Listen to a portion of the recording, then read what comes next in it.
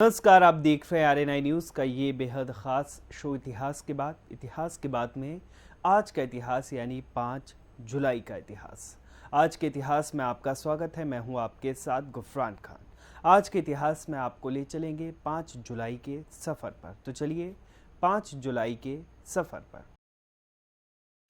संयुक्त राज्य अमेरिका द्वारा तालिबान पर प्रतिबंध की घोषणा 5 जुलाई 1999 में हुई थी। तालिबान की शुरुआत कैसे हुई थी? 1950 से 1990 के दशक के दौरान अमेरिका और सोवियत संघ के बीच शीत युद्ध चल रहा था। दोनों ही देश वैचारिक और भौगोलिक स्तर पर अपना विस्तार करने के लिए एड़ी चोटी का जोर लगा रहे थे। इसी कड़ी में 1979 में सोवियत संघ ने अफगानिस्तान पर हमला कर दिया। अफगानिस्तान में सोवियत का प्रभुत्व अमेरिका से बर्दाश्त नहीं हुआ। इसे देखते हुए उसने ओसामा बिन लादेन का सहारा लिया और उसे अफगानिस्तान में भेजा, जहां उसने स्थानीय लोगों को सोवियत संघ के खिलाफ खड़ा करने के लिए तैयार किया। इसी दौरान अफगान मुजाहिदीन का गठन हुआ, जिसका एकमात्र लक्ष्य सोवियत सेना को अपने देश से बाहर खदेड़ना था। अमेरिका और पाकिस्तान भारी मात्रा में महंगे से महंगे सैन्य उपकरण और आर्थिक सहयोग इन मुजाहिदीनों को पहुंचा रहे थे, जिसके बल पर अफगान मुजाहिदीन सोवियत सेना से लड़ रही थी। इस युद्ध में मुजाहिदीन ने सोवियत सेना को भरी क्षति पहुंचाई। पश्तो जुबान में छात्रों को तालिबान कहा जाता है।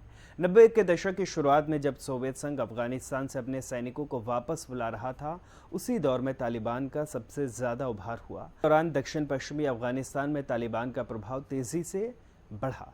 सितंबर 1995 में उन्होंने ईरान की सीमा से लगे हेरात प्रांत पर कब्जा किया। इसके ठीक एक साल बाद तालिबान ने अफगानिस्तान की राजधानी काबुल पर भी कब्जा जमाया।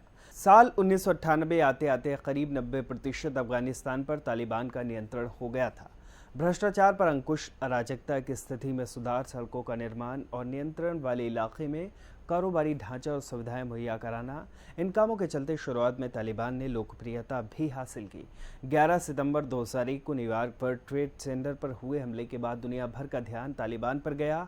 हमले के मुख्य संदिग्ध ओसामा बिन लादेन और अलकायदा के लड़ाकों को शरण देने का आरोप तालिबान पर लगा। 7 अक्टूबर 2001 को अमेरिका के नेतृत्व में सैन्य गठबंधन ने अफगानिस्तान पर हमला कर दिया और दिसंबर के पहले सप्ताह में तालिबान का शासन खत्म हो गया।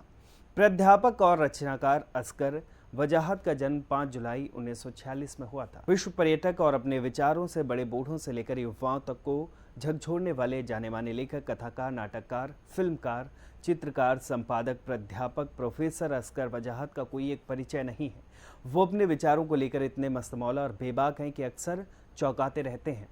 तो उनके चित्र एक अलग दुनिया रच देते हैं। वो अपनी लघु कथाओं से एक बड़े पाठक वर्ग पर मारक असर रखते हैं और अपने तीखे सवालों से चिंतकों, विचारकों तक को तिलमिला देते हैं। इसलिए वजाहत साहब से बातचीत करना हमेशा सभी को आनंददायक लगता था। फिलहाल आज के खास पेशकश में बस इतना ही। उम्मीद है आज का इतिहास यानी 5 जुलाई का इतिहास आपको पसंद आया होगा। अगर पसंद आया हो तो हमें कमेंट करके ज़रूर बताएं। हमारे वीडियो को लाइक करें, शेयर करें, चैनल को सब्सक्राइब करें और देखते रहें आरएनआई न्यूज़।